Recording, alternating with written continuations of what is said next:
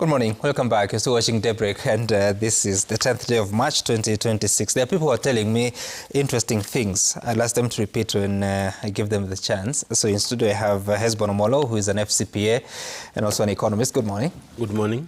I have Sheila Olang, who is a development economist. Good morning. Good morning, Sam. How are you? Salama sana. It's good to see you. Good to see you too. I hope you drove safely here. Yes. Because we have instant fines now. Yes. Are you ready to pay? Yes, of course. Why not? Why not? It will be impossible to talk to the cameras. Wakuachie. Oh, yes. Yes. No, the safety is also about the weather, the floods. Oh, yeah?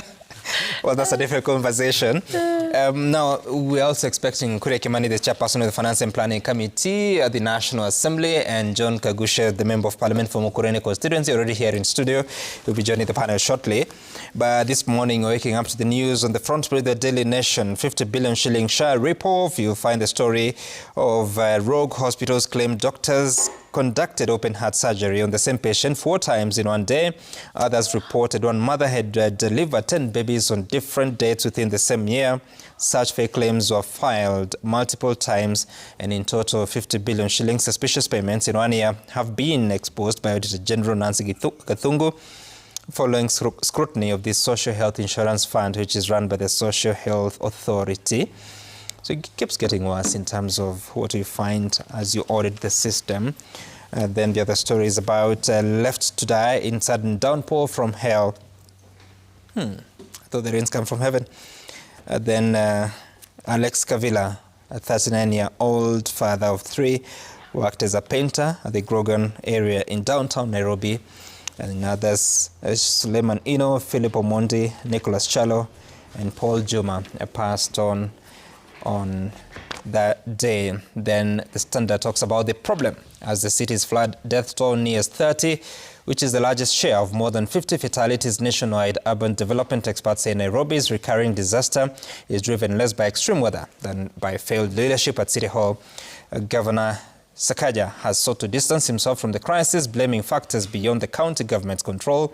But experts point into weak planning, poor enforcement of development rules, and corruption brought about by policy dereliction rather than nature. And yesterday there was a meeting of the Implementation Committee under the National Government Nairobi County Cooperation Agreement, and the governor told the meeting that the county needs up to 25 billion shillings to fix the drainage challenges in the country. But of course, the governor has been saying he's under-resourced and therefore unable to do anything about it.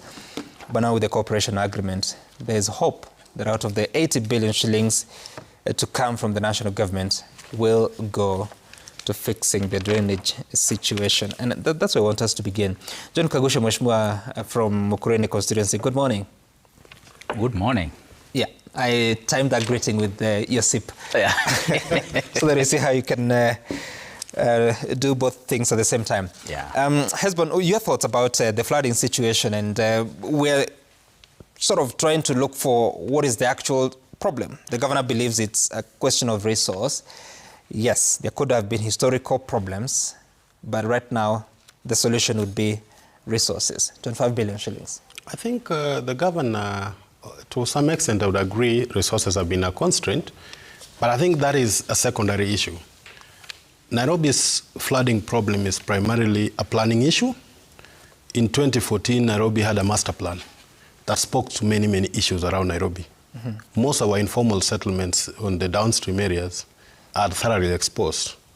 But in this day and age, as a governor, you'd be asked, do you understand what is a master plan? That's a question I want the governor to tell us. When you say you want 25 billion, how have you assessed that? We have technology today. You can do hydrological and hydraulic system review or evaluation and even simulation of what levels of rainfall and how it exposes the county in terms of the drainage, in terms of the capability of the drainage to withstand the rainfall. So it's actually possible to anticipate the level and the expansive nature of the drainage system that you need to have in place so that you're able to address the kind of challenges and problems you're seeing in the city. So Sakaja should be telling us, how do you arrive at that figure? From where I sit as a professional, I know there are systems, there are ways through which you can be able to assess that. So if he hasn't done that, then I think he is not equipped to deal with the problem. So even if you throw the resources he's mentioning, how do you even anticipate? Yep. For example, you build a dike along the Nairobi River. At what level of height can it sustain a certain level of rainfall? You can be able to predict in current circumstance accurately, so that a worst case scenario where everything else doesn't work, then that is what you'd say this is now a calamity. Otherwise, several cities have withstood worse rainfall patterns because of preparedness. So I think it's more of a leadership question, but also it's a resourcing issue. But again, when you go to resourcing, Nairobi County, the resources that they collect have been dwindling rather than increasing over time. So it speaks to certain gaps. And it's not just Nairobi alone. Research and reports by Control of Budget have indicated that the revenue collection by county governments has a potential of 260 billion. We are collecting 60 billion in all counties. So 200 billion is going to private pockets. So when you talk about 25 billion, the majority of those resources are in this city. Right. So it's equally a leadership question, but where we are, I think the partnership with national government may in the interim help, but there has to be, we have to plan things. Right. You can't just fix problems by throwing money. There has to be some plan. And you know, you mentioned a very important point about the on-source revenue collection, and we have enough examples, including counties that I will not mention, where the revenue is collected through a personal line on mobile money, and it's just devastating to even imagine that such a county has serious challenges with the people that they serve. Now, Sheila, your thoughts about these developments, not just in the city, but also across the country, and how the rain has quite bitten us? I think I would agree with Hesbon that in the case of Nairobi in particular, this is a clear leadership and governance issue. I think the Met Department, for the first time in a long time, did a good job kind of warning us that the rains were coming. So we should have expected this.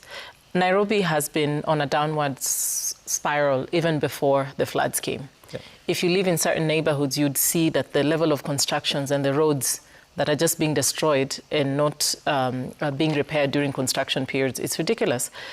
I don't know who is approving these buildings when you have overstretched kind of city drainage system, water system, roads. I mean, the same small road that used to house a single house all of a sudden now is housing 500 people.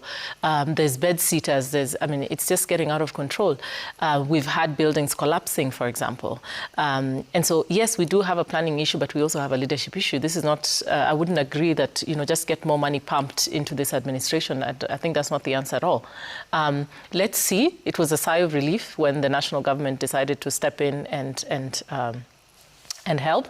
And we need to give a bit more credit to Governor Sakaja as well for, acknowledging that this is way deep over his head with this and accepting some help before we find a permanent solution. Besides Nairobi, Sam, there's also other places that have been affected. I personally come from Migori County, and in Migori County, we've seen like a really high amount of displacement and flooding. So we have one bridge that crosses into the town, and now that bridge is closed for motorists, and we are finding alternative routes. My own constituency in Nyatike is completely flooded as well, and families are being displaced.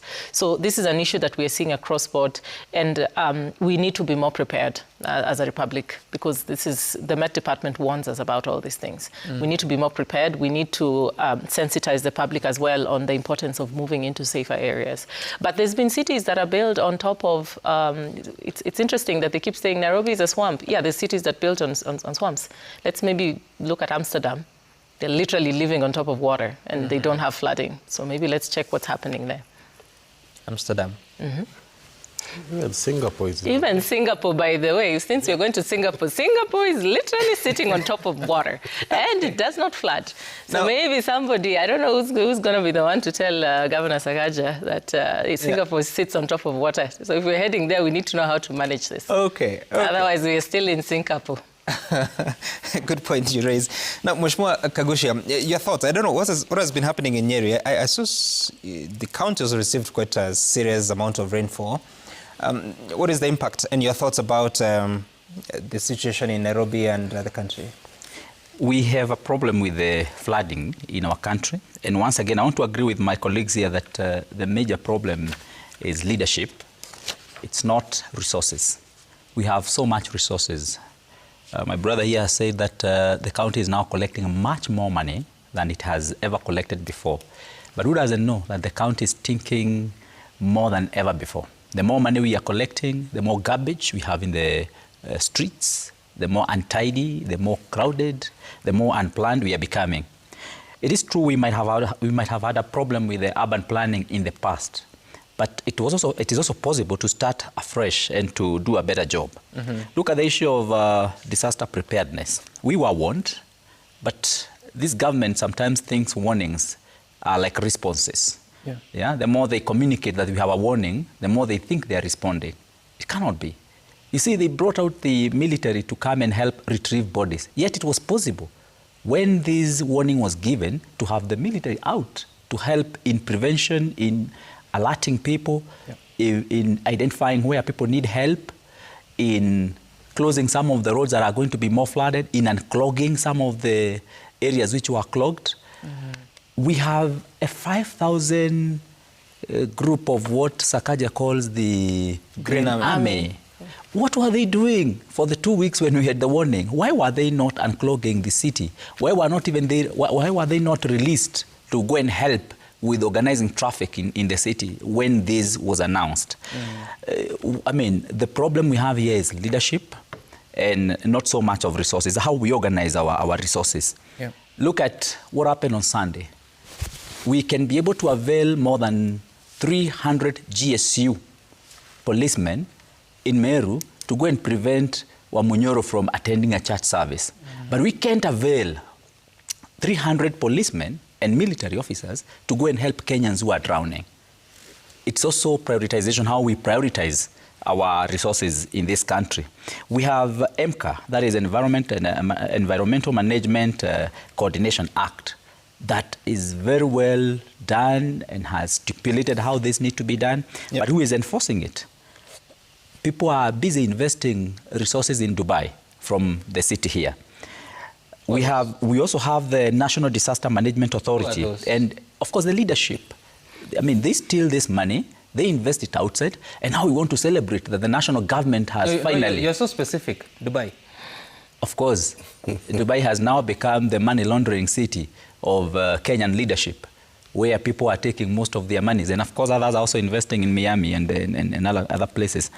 Now, we have a National Disaster Management Authority, NDMA. This one is a body that has been tasked to do this work. It's under the Ministry of Interior. Interior is much more concerned about abducting Kenyans, harassing Kenyans, making Kenyans quiet on political matters, but they are not in any way thinking about on how to prevent these kind of disasters in our country. We have Nairobi River Regeneration Commission that the president has talked about from the campaign time to date. My friend, we are in 4th year now, going to the 5th year. Nairobi River Regeneration Commission remains a commission that continues to gobble resources from Kenyans. But nothing has been implemented. On the show, we were told that there has been a lot of progress, especially we'll be told many things. We'll be told many things. But go to this valley and you're seeing there's nothing. And you see what you're experiencing in this flooding tells you there's nothing that is happening. That's what I'm saying. We were told by Kenya Red Cross and also the disaster management chief officer, that is Bramwell Simiyu, that on the side of Mathare, actually there was not much flooding this time because of the work that has been done on the river basin. True. You see, we saw flooding in Grogan. That is Nairobi River. This Nairobi River Regeneration Commission has been there for 4 years. How much money have they taken? How much resources have they taken?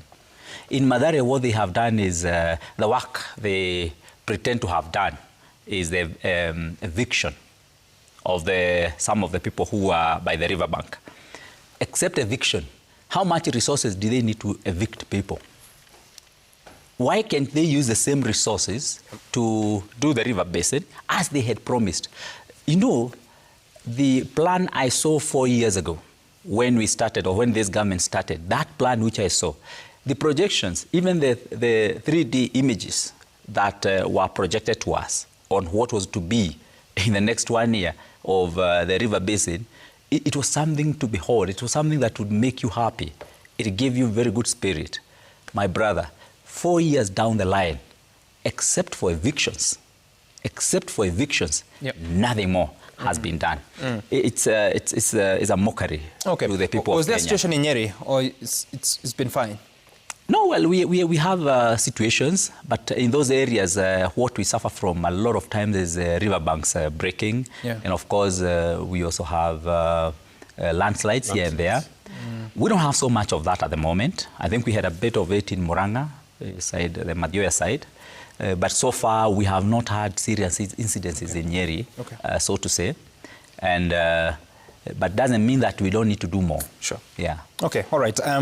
So that's about the situation in the country about the floods aftermath. We understand that the number has risen to 44 of those that we've lost. Yesterday, the Kenya Red Cross Secretary General, Dr. Ahmed Idris, told us that 50,000 Kenyans have been displaced. And of course, there's so much work to be done, especially those that lost property, lost their livelihoods. We saw even mechanics coming to offer their apologies to the communities that they serve, whose vehicles or engines or whatever was in the store or in the shops was destroyed, especially in the Grogan area. We're taking a short break here on Daybreak. When we come back, we dive into the conversation of the National Infrastructure Fund, which will be established following the passing and assent to the bill, now an Act of Parliament.